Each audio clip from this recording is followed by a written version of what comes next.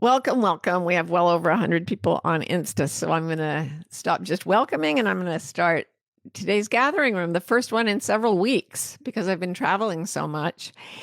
And also the first gathering room that I've made since the 2024 presidential election here in the United States.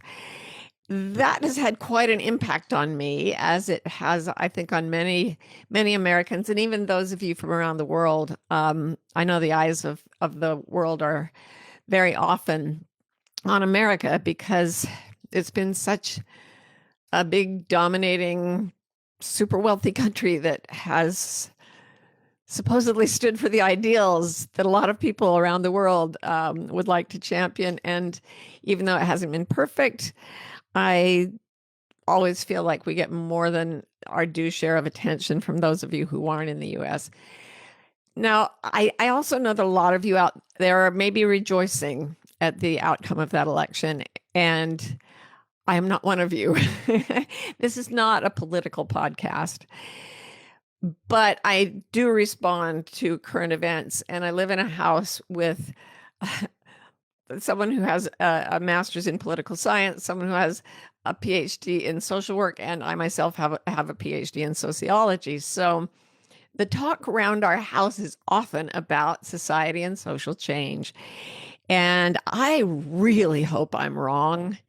But I do think that this election marks not just another swing of the political pendulum, but a really qualitatively different version of American politics. And the pattern it's following, if you're a fan of history, is could be very, very challenging for a lot of people in the United States and a lot of people around the world.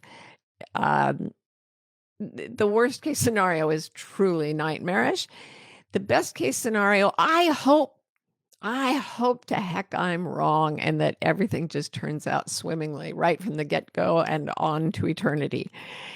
However, because of my particular perspective, this election hit me like a wrecking ball. And I know that many of the people that I interact with feel the same way. This morning in the online community that Ro and I have organized, it's called Wilder, and it's just a place for people to join and share each other's experience and connect. I ran a little guided meditation, which I'm going to do in a minute. I know we have our usual meditations, silence, stillness, and space, but I'm going to add another one, a visualization. So get ready for that. And I just wanted to say also that to take a spiritual perspective on this, several weeks ago, Ro and I got together and said, we need to create an online community. Like, not because it made much sense, but we did. It was right after there was an assassination attempt on Donald Trump. And we thought, okay, well, he's going to win the election. And we need to create a community of support for people who need it after the election. The election itself, the ensuing weeks, revealed a darker and darker side to the political rhetoric coming from that camp, that side of the net. And so after the actual election, what happened to me is I'm connected to Joey's wee beast here, and it's not working. Ro, disconnect from you. Okay, great. Oh, there I am with my eyes closed. All right. So I found myself in the last few days, I wake up really, really scared and sad, really sad. Scared and sad for so many people other than myself. Myself, yes, but so many other people as well. So many people who are justifiably afraid. And I do some future tripping, can't help myself, and start to get scared about what's coming. But then I open my computer and fall into the net that is my community. I've had a weird personal history. I split when I was 30-ish. I split away from my community of origin, the Mormon community that I grew up in Utah, my family of origin, and all the friends I'd made growing up. So I have really lived in this very individualistic way of, and it's very isolating to say, okay, I am going to provide for my family and I'm going to make sure everything's okay for everyone around me, and I can depend on no one. That was a deep, deep, deep internal belief that I've carried for decades. And it's why I write self-help. If you look at all my work, it's about assuming that you are sitting alone in a room scared to death somewhere, or saddened or angry. And you got to find the resources inside yourself to heal. And to a great extent, that can be done if for me, there was one caveat. Even if I was the only physical human in the room, I have felt the presence of the consciousness of the universe, the intelligence of the universe, as a loving force around and within me. And for that reason, and only by that, was I able to keep myself together psychologically. I mean that literally. I'm a big fan of parts psychology, internal family systems, therapy in particular. And big shocking events that happen either to us personally or to our whole society, they literally can cause a splitting inside the self. I wrote The Way of Integrity, this book, to say, and integrity just means to be whole and undivided. Because when we've experienced trauma, shock, fear, loss, sometimes our psyches split into different parts. I can't handle the enormity of this. I'm going to just hunker over in the corner. I'm going to send out parts of myself that are angry or that are grieving. I'm going to, split into parts of me that are raging at other people because I'm so scared inside. I've watched a lot of people around me splitting into shards since the election has been a few days. And I've watched it in real time. We have to come together as individuals held by the intelligence of nature, by the consciousness of the universe. That's minimal, right? That is minimal. But what I've realized also is that when we bring ourselves together, that we become a fractal form of unification. And that as we heal individually, communities begin to form. This is in the next book I wrote. It's called Beyond Anxiety. And it talks about how when we have very strong positive experiences and ideals within us, we actually can't help creating forms of that unity with the people around us. So I want to do this little guided visualization right now. We did it this morning. If you're in Wilder, you already got this morning when we had our vision boarding party that turned out to be a kind of vision board / grieving party. There are many feelings going on out there. So let's do this little meditation. That's what I did this morning when I was freaking out a little bit right after waking up. Short version. I want you to imagine that we're on the African savannah and it's nighttime. And you can hear lions roaring. You can hear elephants trumpeting. You can hear hippos honking in the night. And it's quite spooky. But around you is a big circle of thorn brush. This is what people in those regions of the world can create when they're out camping to keep the wild predators away. If you make a sort of wall of thorns around you, even the lions will respect it. So you're inside one of these thorn brush circles and you're safe, and there's a campfire in the center.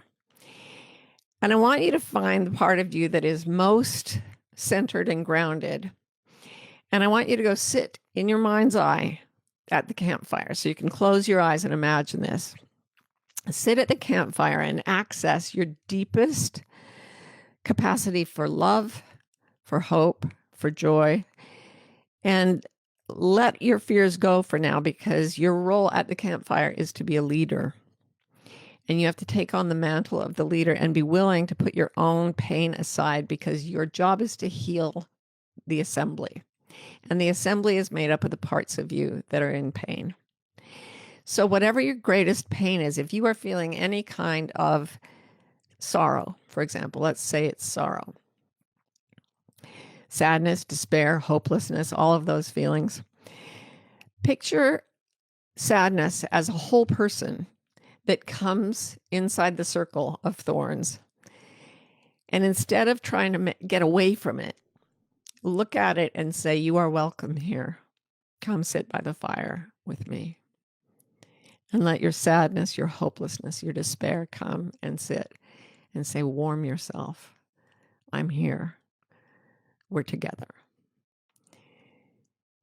Then take any angry feelings, from incredible rage to frustration with people who you don't feel are understanding things, from mild frustration all the way into intense anger and even like blinding rage. Instead of running from those feelings, let that be a whole person standing inside the thorn center, the thorn circle, and say to rage or frustration or anger, you're welcome here. You don't have to change the way you're feeling. Come and sit by the fire. You belong. I'm here. I've got this. And everybody gets to feel exactly the way they're feeling. Bring in shame. Whatever your feelings of shame are, let that be a whole person. Let your shame come sit by the fire and say, you're welcome here. And you don't have to feel different.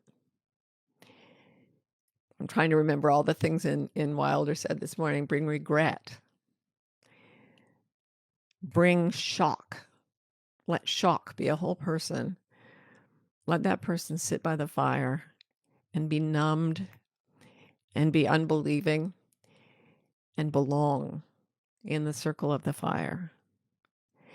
And just keep bringing in all the parts of yourself. Now see if you can find a part that is resolute and bring that person in. Find a person that is exhausted. Bring them in. Exhaustion. Come sit by the fire with me. Now we're making a real circle. And we're all warmed by the fire, and we all belong, and there is no need for anyone to change anything except to bring each other into the company of our others and to be warmed by the fire of love.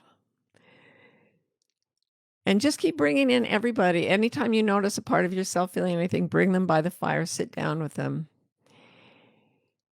And then find deep, deep inside you the part that is not any of those negative feelings. You might not be able to access this perfectly, but find the part of you that wishes to express gratitude, love, and appreciation for anyone in your life who's ever done anything positive for you.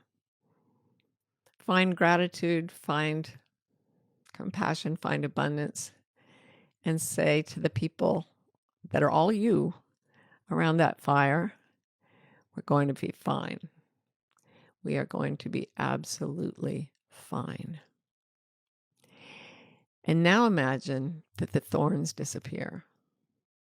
And all around you on the African plain are circles of people sitting calmly, feeling intense feelings, but knowing that we need each other and that dark forces in the world depend on us being alone to win. We cannot heal from something this big without bringing every part of ourselves together and without bringing together all the people around us who are like us and boy, oh boy, there are so many people. This is what I've been finding out doing the gathering room, doing Bewildered, the podcast, everything I've ever done, the responses to my books, and all of you here on the gathering room, we are not different. We're here together and we're reaching all the way around the world. I talk about it every single time because it blows my mind. We are here together, being warmed by the light of the fire. And we're going to get up in the morning and we're going to be safe and we're going to go about making a world of love and compassion and justice the way we always have. And when we're too tired or exhausted or raging to do it alone, we're going to reach out to the right, reach out to the left, and find other hands to hold ours. And that's what's happening right now. Right now. So how do you make this more real? Silence, stillness, and space. So let's do our gathering room meditation now, but I would love you to imagine that circle going out beyond the circle on the African plain where we evolved and all around the world, connecting all the parts of us that are hurt and all the parts of us that are already beginning to heal. So first, ask the question, can I imagine the distance between my eyes?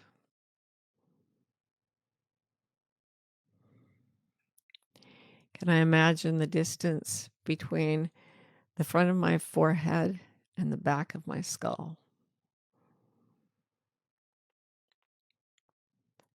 Can I imagine the distance between the top of my head and the base of my spine? Can I imagine the emptiness inside the trillions of atoms that make up my body? Can I imagine the space that is most of my body filled with love and consciousness and warmth and intelligence? Can I imagine this space extending all around me, around the world and through the world, everywhere, in and around and through all things? Can I hear the silence beneath every sound that will ever occur or ever has?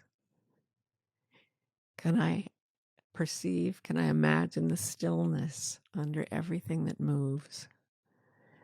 Can I imagine the stillness under all the motion, the emotion of my heart, all its sadness, all its rage, all its fear? Can I imagine the stillness and peace holding all those motions? Can I imagine that the stillness and the silence and the space are filled with hope and rejoicing and the presence of us all? Everyone listening to this right now and everyone listening to it later, there is no time. We are always together. And there is no space that is not combined with all of the rest of space. Can I imagine that I am coming together inside myself to heal, and that as I do, I am pulling toward me the healed selves of all the other beings of love on this planet?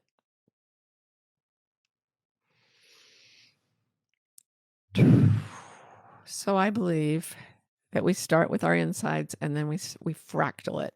We fractal it to the outside, and there is a power to compassion, to love, to brightness, to justice, that is unperceived by forces like hate and darkness. And it rises, that power rises, and the darkness can't see it or feel it. And when we're in it, we can see the darkness and the hatred, and we can extend compassion. We can see the pain under the rage, and we can say, absolutely, you do not get to do that in my circle of influence, and I understand you. Come sit by the fire. You're not allowed to hurt anyone, but you are allowed in by the fire. So thanks for doing all of that with me, and listening to my goings on. I'm going to take the questions keep disappearing. Okay, there we go. All right. See how my cataracts go with this. So Pam says, how do you even begin to communicate with loved ones who see this election as a good thing? I don't even know how to start. You know what? I really wouldn't try. Not yet. One thing that I do with people who are in that state, and it's really nice to get older because I've learned that this is always useful. I look at them and I say, okay, watch. And I become the compassionate observer. And I've done this with so many things in my life where people said, oh, you're going to fall apart. This isn't going to work. And I said, okay, watch. And then there are things that people said, this is such a good thing. This is what we need. And I just really felt like it wasn't. And I said, okay, watch. I hope I'm wrong. If you can hold the observer's position, you go to a neutral space in your brain where you can tolerate more of that cognitive dissonance of being with people who seem to be on a different planet, a different wavelength. But then you also need to reach out to other people who think the way you do. And that's why in Wilder, we're going to be doing holiday bingo for people who have to go interact with friends and family that may not be on their wavelength. And you play a bingo game where you're actually waiting for them to say the things you don't want to hear. And when you get bingo, you sneak off and you call the friends who are playing bingo with you and you say, my family did all my bingo squares, and you get a free lunch or something like that. So you make yourself the observer and it moves the brain. That's why so much of meditation is about watching the breath, watching the mind, watching the emotions, because the watcher is the person who can get out of that stuff. And you stay in the watcher. And if you fall out and you go into a rage or you have a meltdown at dinner or whatever, cool, we're here for you. We will pick you up. You have us. Even if you're in a different circle, you're always around this campfire. And you can come back to us. Laura says, how to connect even when we're feeling shame, overwhelm, etc. Well, Laura, you're here. You're here. And everything I've seen online from the people I respect most, whether they're politically savvy people or psychologists or community organizers, everybody's saying the same thing. Join something. Connect. Join a book group. Join a mommy and me group. Join whatever you can. Join. That's why I was like, oh, that's why we had to make Wilder. It was all for me. As Nisargadatta says, don't you get this? God is doing all of this for me. I thought I was going to give other people a place to have community. And instead, I'm basically emotionally surviving because I have that community. And I got the impulse to make it a few weeks ago, and it didn't really make sense. Listen for those counterintuitive instructions. Go to the library today. Why? Just go. See who you encounter. When all the masks have been stripped off, it's amazing how quickly you can connect. I went and got my hair cut a couple of days ago. A person who's only cut my hair once before. I walked in, sat down, and said, how are you? And he said, oh, we'll be fine. Maybe not in these bodies, but we'll be fine. And I was like, you also have lived your life on the woo-woo fringes, pretending to be normal when actually you have magical powers. And he was like, why bother pretending it's not true anymore? We recognize that in each other. And there's something about these shock experiences that allows us to be true, allows us to have integrity out loud and say, this is who I am. I know you don't like that, but you over there, we're similar. So, and we both believe in love and in loving all the others. So let's hang out together. And the shame and the overwhelm, they are ameliorated as we connect.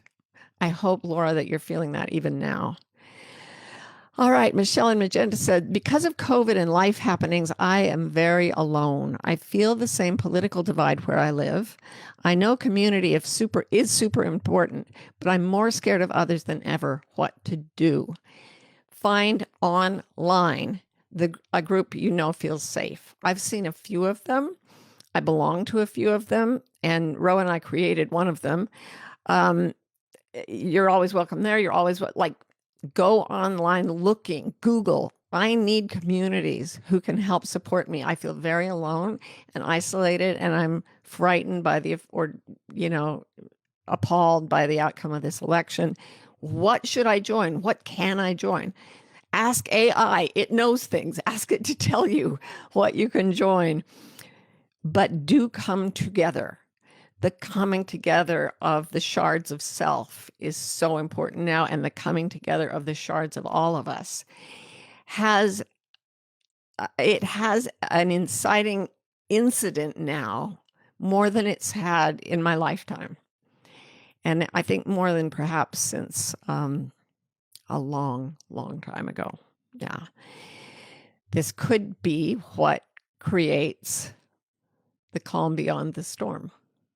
I just hope the storm isn't too bad. Anyway, there are ways to find out what places can be safe for you, and then go in and do this method called step, check, step, where you share a little bit and you check to see if somebody comes back at you and if it feels safe. And if it does feel safe and everything, people respond to you and they don't scare you more, you reveal just a little bit more about yourself. Not a lot more. You don't vomit it all out to strangers. Share a little more. See what the reaction is. Step, check, step, check, step, check. You can get to genuine connection and intimacy rather quickly if you do that. A.B. Janice says, where do we go from here? I was texting with my friend Maria Shriver, and I asked her that question. And she said, I felt spiritually that I felt incredible comfort and that everything would be okay. And I thought it meant one thing. Clearly it means another. And I'm just going to have to keep checking with God. And that, again, is something I've heard from the people I value most, that you put your foot forward where the light shows you a footstep, and you just stay in that space. Mary Walker, a brilliant writer I know from New Zealand, wrote this poem called Choice. Could you find that and text it to me really fast? I know we're over time, but I don't care. We are not going to see the distant picture for a while, but that goes with everything I've always felt about the big change that I would help with in my life. Remember, I used to ask, I'm here to help with a massive change. What is it? What is it? What is it? And I would always hear the lines from T.S. Eliot, wait without thought, for you are not ready for thought. I said to my soul, be still, ... and wait without thought, for you are not ready for thought. And I take that to mean that there is a new consciousness arising in us, and that because it is a new consciousness, we cannot understand it from within the consciousness we have now. I believe that our ego selves, not ego like arrogance, but just the way we understand ourselves to be and the way we understand our society to be, that's being crushed. Like all the ego structures are being crushed, whether they're inside us or around us. What arises out of that is something altogether new. The caterpillar cannot imagine the butterfly's perspective. So the caterpillar allows itself to melt, and it keeps itself safe. Put yourself in a cocoon of people who will love you and get through this, and you can trade times when you're falling apart. We are falling apart. That's good. Lean into it. Allow the feelings, all those emotions. That's what they're doing. They're melting down the identity that you had before. And the place you go from there is one step at a time. I'm going to read this poem by Mary Walker that she just posted today. She's a Kiwi. She lives in New Zealand. And she wrote this poem called Choice. It goes like this. Each day splits into two, again and again. Hope or despair, faith or fear, love, or judgment. Nothing is inevitable except at each fork in the road, the chance to choose, and then the need to set your foot upon it. What would hope do? What faith? What love? We ask that question and we take the next step. Nothing is inevitable except the choice of the next thing. So we shrink time down. Don't try to deal with 10 years from now or even 10 minutes from now. Take it a breath at a time and come into what would faith do? What would love do? What would hope do? And that is where you put your foot. And then the next space is shown to you. And over time, it takes us into a completely new way of being. Amanda says, this is exactly what we need. Hello from Australia. Hello, my beloved Australian friends, my beloved international friends who are so great and compassionate to us Americans. We're such adolescents as a country, but I love how you've been reaching out. Amanda says, how long do you feel this would need to take? Can it be done on the run? That's such an Aussie question. I'm getting the, what would you say? Getting a lorry up. I'm going to rug up and go out there and change my consciousness. I can't even do the Aussie accent, but how long will it take? It will take this moment and this moment and this moment. And we don't need to look at the long picture. If we do, we will fall because we can't imagine the path we need to take. So we have to be disciplined about letting ourselves bring attention into the present. That is what meditation's about. That is how the brain moves toward enlightenment, by being in this moment, because nothing else is ever real. So come back. I've doubled my meditation practice. And I'm not asking myself how long, because in the state of absolute presence, how long is a meaningless question. I would say, how wide? Let's connect with each other. Like in this moment, how wide should it be? It should be worldwide. It should be an incentive for us all to find each other and connect and join hands and drop our masks and drop our egos and walk forward together into the new thing, whatever it is we're meant to be. Let the forces of darkness crush what they crush. They are crushing only the carapace. The free winged creature is what will emerge from this. S.J. Kramer says, how can you heal continuous tension that I feel in my body during the day when I'm not doing creative things? Great question.